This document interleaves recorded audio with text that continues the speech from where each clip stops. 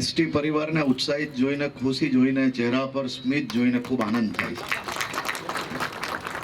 અને તમારો આ ચહેરો હંમેશા આ જ રીતે હસતો રહે તે રીતે આપણે સૌએ સાથે મળીને આગળ વધવાનું છે.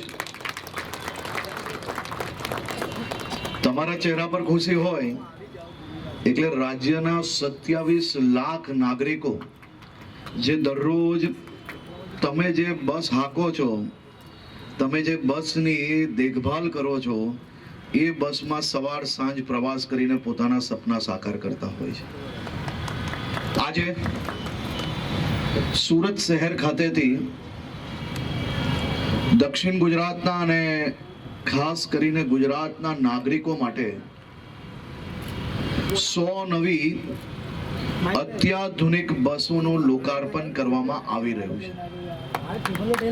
દાદાની સવારી એસટી અમારી ગુજરાતના ખૂણે ખૂણે ગુજરાતના નાગરિકોને પોતાના ગામથી શહેરો સુધી, મહાનગરો સુધી, પોતાને નોકરી માટે, ધંધાર્થી માટે, ભણતર પ્રાપ્ત કરવા માટે, આ તમામ લોકો જ્યારે ગામથી શહેર તરફ જવાનું હોય, શહેરથી પાછું પોતાના ઘર તરફ વળવાનું હોય, ત્યારે એમને કોઈ બી પ્રકારના પ્રાઇવેટ વાહનો ઉપયોગ ના કરવા પડે તે પ્રકારની વ્યવસ્થાઓ આપણે કરવા આગળ વધી રહ્યા છે. કુલ મલાવીને આ 13 મહિનાની અંદર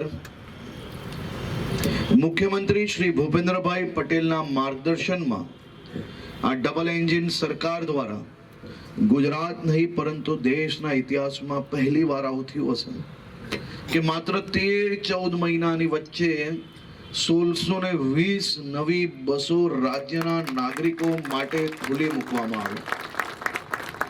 આટલા મોટા પાયે એસટી વિભાગમાં ભરતી આવે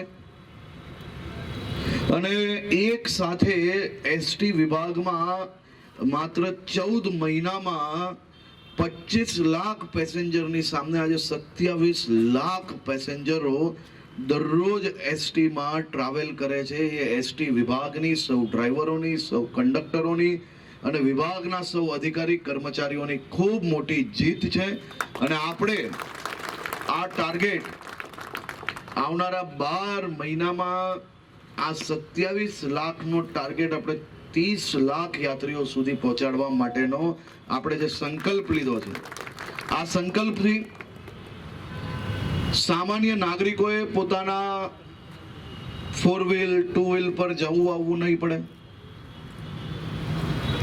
જે સ્કૂટર પર, બાઇક પર ગામથી શહેરો સુધી જવું પડે એ જ નાગરિક તમારી બસમાં બેસીને જ્યારે જશે તો એની આવવા જવાનું સુરક્ષિત યાત્રા થશે. અને 2 વ્હીલ પર હાઈવે પર ના જવું અને પોતાને વાહનમાં કારણ વગરનું ઈંધણ ના બાળવું, આ બધા જ વિષયોની અંદર રાજ્યના નાગરિકોને ફાયદો થશે. એટલે આપણે આ સંકલ્પ બધાએ સાથે મળીને આગળ વધારવાનું છે. અને આપણો પરિવાર એ 27 લાખ યાત્રીઓની આવનારા વર્ષની અંદર 30 લાખ યાત્રિકોને દરરોજ અવર જવર કરી શકે એ પ્રકારની વ્યવસ્થાઓ તરફ આપણે લોકોએ આગળ વધવાનું છે. હું ફરી એકવાર એસટી પરિવારને ખૂબ ખૂબ અભિનંદન આપું છું. રાજ્યના નાગરિકોને આજે નવી 100 બસો મળવાની છે. 1620 બસ 13 મહિનાની અંદર આપણે ચાલુ કરી છે. બીજી 500 બસ એ આ 15 તારીખ પહેલા આપણે ખુલ્લી મૂકવાના છે. એટલે ગુજરાતને ચારે ખૂણે ભૂપેન્દ્રભાઈ પટેલની એટલે દાદાની આ સવારી એ ખૂણે ખૂણે નવી સવારી મળવાની છે. રાજ્યના નાગરિકોને આનો સીધો લાભ મળશે. આપ સૌ લોકો ફરી એકવાર હું આપને ખૂબ ખૂબ અભિનંદન આપું છું. અને આપણા મંત્રી શ્રી મુકેશભાઈ અહીંયા આવેલા છે, એમના વિસ્તારની ઘણી બધી બસો છે આજે, એટલે મંત્રીશ્રીને ખાસ આમંત્રણ આપેલું હતું. અને આપણે સૌ મળીને આ આપણી એસટીની સવારી સૌથી સુરક્ષિત સવારી કઈ રીતે બને તે દિશામાં બી આપણે લોકોએ આગળ વધવાનું છે. આપ સૌ લોકોને ખૂબ ખૂબ અભિનંદન.